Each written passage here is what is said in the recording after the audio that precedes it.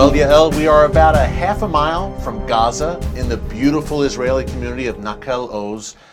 You've been here, you were born here, you've lived here for some time. Tell us about some of the challenges that you face being located this close to, unfortunately, where Hamas lives and breathes.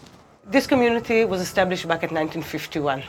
And it wasn't easy from the beginning, not for me, but for the pioneers who built it, because the existence was always there. But ever since 2000s, we have rockets that fell in our community. The first one was at the end of 2000s. The rockets just a pretty steady barrage. At the beginning, it was like a homemade missile that shot from Gaza Strip, but ever since, it was more and more.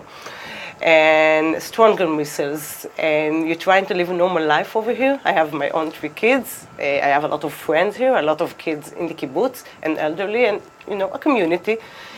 And it's quite hard when someone is shooting through you all the time. Yael, a half a mile away. You were born here, and you've lived a good chunk of your life here in Nakel Oz, so you saw the good days. I saw the good days. I used to walk side by side with them in our fields. I used to travel to Gaza Strip. Today, my kids are not believe that was my childhood here. Well, Yael, you can't get a much better vantage point than what we have right now in this watchtower, just a half mile. We're overlooking Gaza right now.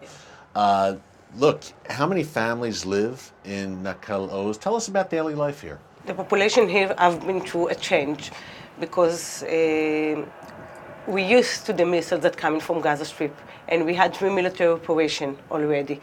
And when there is a military operation, the situation here become really, really tough. 3 military operations in the past decade alone, by the way, against Hamas and Gaza. 2008, 2012, and 2014. Yeah. Protective Edge was a really difficult summer. It was 8 weeks of war. For most of Israel, it was a little bit less, but it took us time to go back home. You were on the front lines. This was 2014. Yes, but the moment that the military operation starts, the families that have kids are not staying here. And we walk away inside Israel like refugees in our own country. So you had to evacuate? Yeah. It's not safe to stay here. It's too traumatized for us and for the kids. So the pioneers who built this place 60 years ago, staying here and watch the kibbutz for us. And when we came back here after 8 weeks and after we lost a child over here in Nakel Oz at the last week of the war, 17 families decided they're not coming back. The population of the kibbutz went down from 400 people to 300 people.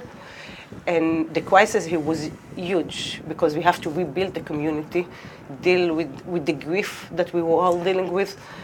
Maybe attract some new families. Exactly. And then you have to think about the next step, but you have to take care of yourself before you turn to new families to arrive. Lucky for us, we find new families. Today, the population of the kibbutz is back to 440.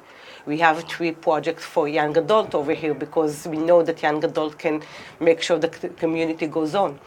But it wasn't easy. We are still recovering.